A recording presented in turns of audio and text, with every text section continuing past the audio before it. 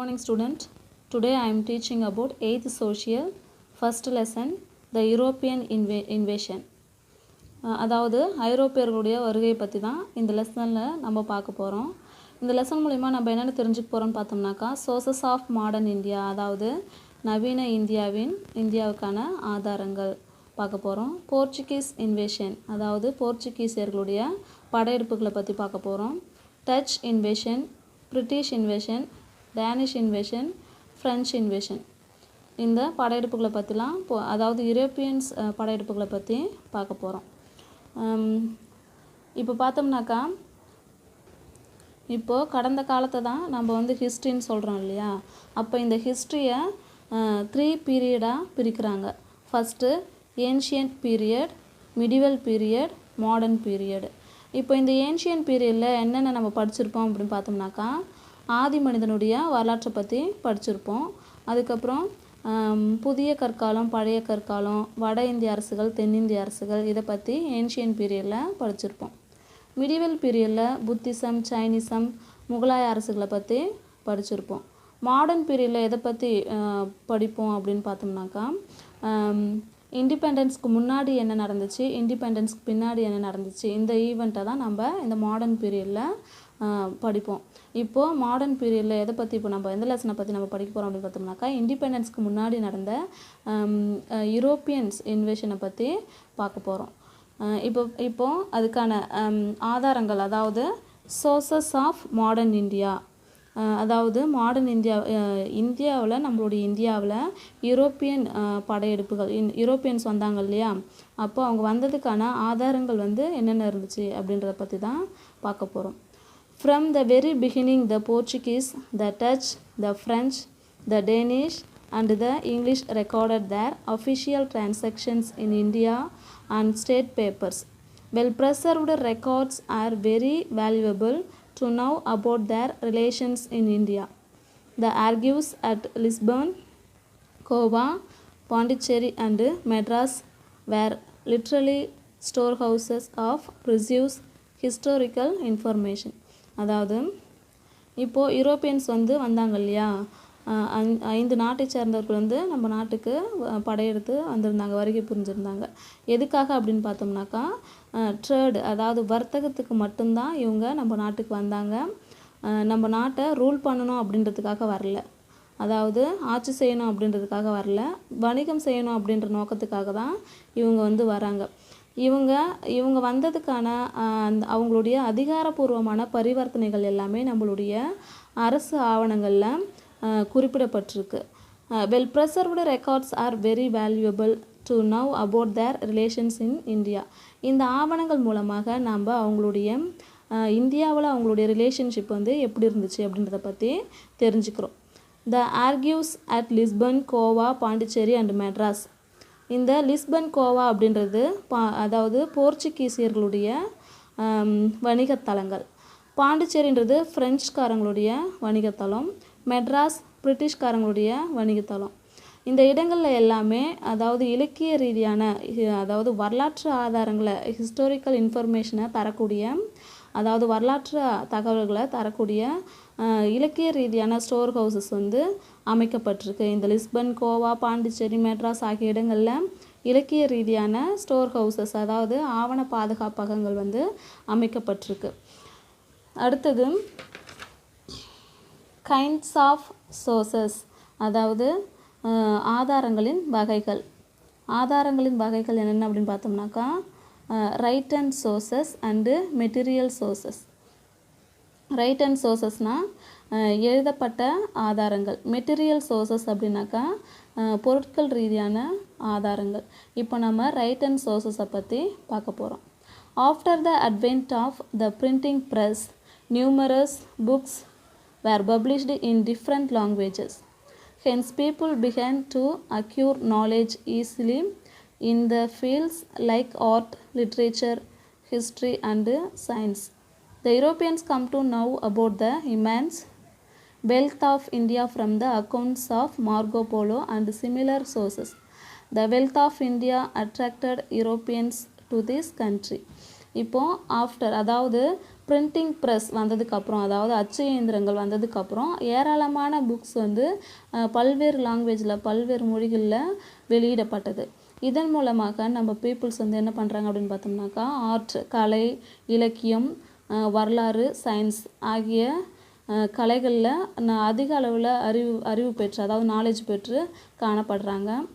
The Europeans come to now, அதாவது Europeans வந்து நம்ம நாட்டுக்கு எப்போ வராங்க அப்படின்னு பார்த்தோம்னாக்கா, எதன் மூலம் வராங்கன்னு பார்த்தோம்னாக்கா, அதாவது ட்ராவலரான அதாவது பயணிகள் இருக்காங்க இல்லையா, ட்ராவலர், அவங்களுடைய அக்கௌண்ட்ஸ், அதாவது யாருன்னு பார்த்தோம்னாக்கா மார்கோ போலோடைய அக்கௌண்ட்ஸ் மூலமாக அவருடைய அக்கௌண்ட்ஸில் என்ன குறிப்பிடப்பட்டிருக்கு அப்படின்னு பார்த்தோம்னாக்கா, இந்தியா வந்து ஒரு செல்வ செழிப்பான நாடு அப்படின்னு சொல்லிட்டு குறிப்பிடப்பட்டிருக்கு. இதை அறிஞ்ச யூரோப்பியன்ஸ் வந்து எப்படியாவது இந்தியாவில் தங்களுடைய வணிக தளங்களை வந்து நிறுவனம் அப்படின்ட்டு நம்ம நாட்டுக்கு வருகை புரிகிறாங்க. இதுதான் யூரோப்பியன்ஸ் வந்து நம்ம நாட்டுக்கு வர்றதுக்கு ஒரு முக்கிய காரணமாக இருக்குது. எது அப்படின்னாக்கா, மார்கோ போலோடைய அக்கௌண்ட்ஸ், பயண குறிப்புகள் தான் ஒரு முக்கிய காரணமாக இருக்குது. அடுத்தது ஆனந்தரங்கம். இந்த ஆனந்தரங்கம் யார் அப்படின்னு பார்த்தோம்னாக்கா, இவர் சென்னையில், அதாவது நம்ம தமிழ்நாட்டில் சென்னையில் பெரம்பூர் அப்படின்ற ஊரில் 1706 பிறந்த ஒரு பர்சன். இவர் வந்து யார் அப்படின்னு பார்த்தோம்னாக்கா, துபாஷ். இவர் வந்து ஒரு டிரான்ஸ்லேட்டர், அதாவது பாண்டிச்சேரியில் ஒரு டிரான்ஸ்லேட்டராக பணிபுரிஞ்சவர். யாருக்கு அப்படின்னு பார்த்தோம்னாக்கா, ஃப்ரெஞ்சு வர்த்தகத்துக்கு, அதாவது ஃப்ரெஞ்சுக்காரர்கள் இருக்காங்க இல்லையா, அவங்களுக்கு வந்து என்னவா இருக்கார் அப்படின்னு பார்த்தோம்னாக்கா, டிரான்ஸ்லேட்டராக இருக்கார். அது மட்டும் இல்லாமல் இவருக்கு ஃப்ரெஞ்சு மட்டும் இல்லாமல் பல மொழிகள் வந்து தெரிஞ்சவராக இவர் வந்து இருந்திருக்காரு. இவருக்கு வந்து தினமும் டைரி எழுதுகிற பழக்கம் வந்து இருக்குது. தினமும் ஒரு நாளைக்கு என்ன ஈவெண்ட் நடக்குதோ அதெல்லாமே எழுதி வைக்கக்கூடிய பழக்கம் வந்து இவருக்கு இருக்குது. இவர் வந்து பார்த்தோம்னாக்கா 1736 to 1760 வரைக்கும், அதாவது 1736லேருந்து 1760 வரைக்கும் இவருடைய ஆவணங்கள் வந்து கிடச்சிருக்கு. இவருடைய ஆவணங்களில் அதிக அளவில் ஃப்ரெஞ்சுக்காரங்களுடைய அட்மினிஸ்ட்ரேஷனை பற்றி, அவங்களுடைய பொலிட்டிக்கல் ஜட்ஜ்மெண்ட்டை பற்றி தான் அதிக அளவில் எழுதியிருக்காரு. எழுதப்பட்ட ஆதாரங்கள் வந்து என்னென்ன அப்படின்னு பார்த்தோம்னாக்கா, literatures, travel accounts, diaries, autobiographies, pamphlets, government documents and manuscripts. அதாவது லிட்ரேச்சர் அப்படின்னாக்கா இலக்கியங்கள், ட்ராவல் அக்கௌண்ட்ஸ்னால் பயண குறிப்புகள், டைரி, ஆட்டோபயோகிராஃபிஸ்னால் சுயசரிதை, பாம்ப்ளெட்ஸ் அப்படின்னாக்கா துண்டு பிரசுரங்கள், கவர்மெண்ட் டாக்குமெண்ட்ஸ் அதாவது அரசியலமைப்பு ஆவணங்கள், மோனுஸ்கிரிப்ட்ஸ் அப்படின்னாக்கா கையெழுத்து பிரதிகள் அப்படின்னு சொல்லிட்டு அழைக்கப்படுது. இது எல்லாமே ரைட் அண்ட் சோர்சஸ், எழுதப்பட்ட ஆதாரங்கள். அடுத்தது ஆர்கியூஸ்னால் ஆவண பாதுகாப்பகங்கள் அப்படின்னு சொல்லிட்டு பேர். This is the place where historical documents are preserved. அதாவது வரலாற்று ஆவணங்களை பாதுகாக்கக்கூடிய ஒரு இடமாக இது காணப்படுது. The national archives of India is located in New Delhi. It is the chief storehouse of the records of the government of India. அதாவது இந்த நேஷ்னல் ஆர்கியூஸ் வந்து எங்கே இருக்குது அப்படின்னு பார்த்தோம்னாக்கா, நியூ டெல்லியில் அமைக்கப்பட்டிருக்கு. இது இந்திய அரசியலமைப்பினுடைய ஆவணங்களை பாதுகாக்கக்கூடிய ஒரு சீஃப் ஸ்டோர் ஹவுஸாக காணப்படுது. It is the main source of information for understanding past administrative machinery as well as a guide to the present and future generations related to all matters. It contains authentic evidence for knowing the political, social, economic, cultural and scientific life and the activities of the people of India. It is one of the largest archives in Asia. அதாவது இந்த ஆவணங்கள் மூலமாக கடந்த கால நிர்வாக முறைகளை பற்றி புரிஞ்சு கொள்ளக்கூடியதாகவும், எதிர்கால தலைமுறையினருக்கு ஒரு வழிகாட்டியாகவும் இந்த ஆவணங்கள் வந்து செயல்படுது. இட் கண்டெய்ன்ஸ், அது மட்டும் இல்லாமல் political, social, economic, cultural and scientific life இதெல்லாமே மக்களுக்கு வந்து தெரிவிக்கக்கூடிய அளவில் இதை பற்றின நாலேஜ் வந்து வளர்த்துக்கக்கூடிய அளவில் மக்களுக்கு வந்து ஒரு சிறந்த ஆவணமாக அது செயல்படுது. It is one of the largest archives in Asia. இதுதான் ஆசியாவிலேயே மிகப்பெரிய ஆவண பாதுகாப்பகங்கள் எது அப்படின்னு பார்த்தோம்னாக்கா இந்த நியூ டெல்லியில் இருக்கக்கூடிய நேஷ்னல் ஆர்கியூஸ் ஆஃப் இந்தியா, அதாவது நேஷ்னல் ஆர்கியூஸ் தான் ஆசியாவிலே இருக்கக்கூடிய மிகப்பெரிய லார்கெஸ்ட் ஆர்கியூஸ். அடுத்தது தமிழ்நாடு ஆர்கியூஸ். தமிழ்நாட்டில் இருக்கக்கூடிய ஆவண பாதுகாப்பகங்கள் எங்கே இருக்குது அப்படின்னு பார்த்தோம்னாக்கா இது சென்னை எக்மோர் ஸ்டேஷன் ஆப்போசிட் சைடில் இந்த பில்டிங் வந்து இருக்குது. The main objectives of the Tamil Nadu Archives are to centralize, arrange, preserve and make accessible the records pertaining to Tamil Nadu state and its legal predecessors, Madras State and Madras Presidency. In addition, the institution aims at publishing records of historical and administrative interest. அதாவது இந்த ஆர்கியூஸோடைய முக்கிய நோக்கம் என்ன அப்படின்னு பார்த்தோம்னாக்கா இந்த ஆர்கியூஸை வந்து centralise பண்ணணும், அதாவது மையகப்படுத்தணும் அப்படின்றது தான் இது முக்கிய நோக்கமாக இருக்குது. அது மட்டும் இல்லாமல் அதாவது ஹிஸ்டாரிக்கல் நிர்வாக முறை, அதாவது வரலாற்று நிர்வாக முறைகளை மக்களிடையே வெளியிடுவதும் இதனுடைய முக்கிய நோக்கமாக இருக்குது.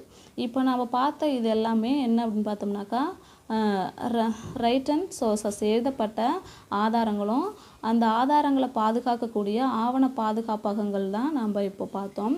இப்போ நம்ம பார்க்க போகிறது என்ன அப்படின்னு பார்த்தோம்னாக்கா மெட்டீரியல் சோர்சஸ், அதாவது பொருட்கள் மூலமான ஆதாரங்களை தான் நம்ம பார்க்க போகிறோம். Coins are a good source to know about administrative history. The first coinage in modern India under the ground was issued in 1862. Edward VII accented after Queen Victoria, and the coins issued by him bore his model. The Reserve Bank of India was formally set up in 1935 and was empowered to issue Government of India notes. The first paper currency issued by RBI in January 1938 was 5 rupee notes bearing the portrait of King George VI. அதாவது coin இப்போ நம்ம ஹிஸ்ட்ரியை பற்றி நிர்வாக முறைகளை தெரிஞ்சுக்கிறது coin வந்து ஒரு முக்கிய ஆதாரமாக இருக்குது. மாடர்ன் இந்தியாவில் த ஃபஸ்ட்டு காயினேஜ் வந்து எப்போ வெளியிடப்பட்டது அப்படின்னு பார்த்தோம்னாக்கா 1862 வெளியிடப்பட்டது. அது மட்டும் இல்லாமல் 7ஆம் எட்வர்டு, அதாவது 7th எட்வர்டு, 7ஆம் எட்வர்டு அவர் என்ன பண்ணுறாரு அப்படின்னு பார்த்தோம்னாக்கா விக்டோரியா மகாராணி வெளியிட்ட காயின் மாதிரியை கொண்டு இவர் வந்து ஒரு காயினை வெளியிடுறாரு. The Reserve Bank of India was formally set up in 1935 and was empowered to issue Government of India notes.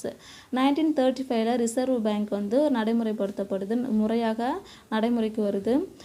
இது பார்த்தோம்னாக்கா இந்தியா வந்து அவங்களுடைய குறிப்புகள் மூலமாகவே நோட்ஸை வந்து வெளியிடலாம் அப்படின்னு சொல்லிட்டு பர்மிஷன் கொடுக்குது. The first paper currency issued by RBI in January 1938 was 5 rupee notes bearing the portrait of King George VI. அதாவது இந்த ரிசர்வ் பேங்க் வந்து என்ன பண்ணுது அப்படின்னு பார்த்தோம்னாக்கா ஃபஸ்ட்டு 1938 தான் 5 ரூபி காயின்ஸில் கிங் ஜார்ஜ்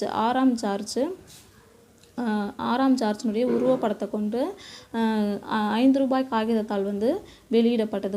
முதல்ல 1938 தான் 6ஆம் ஜார்ஜினுடைய உருவப்படத்தை கொண்ட 5 ரூபாய், அதாவது 5 ரூபி காகிதத்தால் வந்து வெளியிடப்பட்டது. Okay, thank you student. Tomorrow homework first question, அதாவது ஆர்கியூஸ் ஷார்ட் நோட் பார்த்தீங்கன்னாக்கா ஆர்கியூஸை பற்றி ஒரு ஷார்ட் நோட் வந்து படித்து எழுதணும். First this is the place where historical documents, இதிலேருந்து ஆப்போசிட் சைடில் ஆஃப் இந்தியா வரைக்கும் ஃபர்ஸ்ட் பாயிண்ட்டு. அடுத்தது தமிழ்நாடு ஆர்கியூஸ் இருக்கு இல்லையா, அதில் ஃபஸ்ட்டு இருக்கிற அந்த தேர்ட் லைன், அந்த தமிழ்நாடு ஆர்கியூஸ் அதிலேருந்து எக்மூர் ஸ்டேஷன் வரைக்கும் செகண்ட் பாயிண்ட்டு. ஃபஸ்ட்டு கொஷினுக்கான ஆன்சர். செகண்ட் கொஷின், காயின்ஸினுடைய முக்கியத்துவம் என்ன அப்படின்னு சொல்லி கேட்டிருக்காங்க. அப்போ இந்த காயின்ஸ்னு இருக்கு இல்லையா, அதிலேருந்து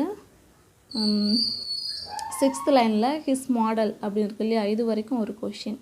செகண்ட் கொஷின், இதை நீங்கள் வீட்டில் படித்து டெஸ்ட் எழுதி உங்கள் பேரண்ட்ஸ் கிட்ட சைன் வாங்கி வீடியோ போடுங்க. Thank you student.